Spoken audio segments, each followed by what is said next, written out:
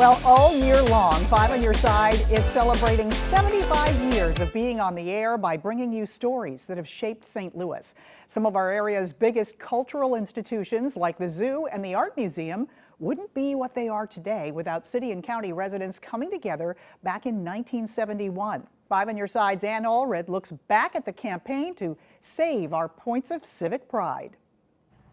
St. Louisans love to talk about the Botanical Garden, the Science Center, and the Zoo being ranked as some of the top in the United States.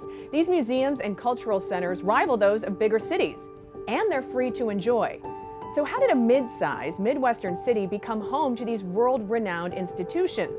It's largely thanks to a vote 50 years ago. By the late 1960s and early 1970s, as population shifted from the city to the suburbs, more tax support was needed to keep the zoo, art, and science museums from falling into disrepair. The idea for a zoo museum district was developed and landed on the ballot in St. Louis City and County in 1971. Voters said yes.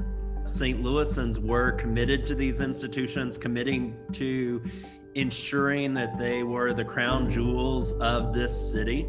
Jody Sowell is with the Missouri History Museum, another benefactor of the ZMD tax. I think it shows you how much this community has understood that these institutions aren't just places we go, they really are part of the definition of St. Louis.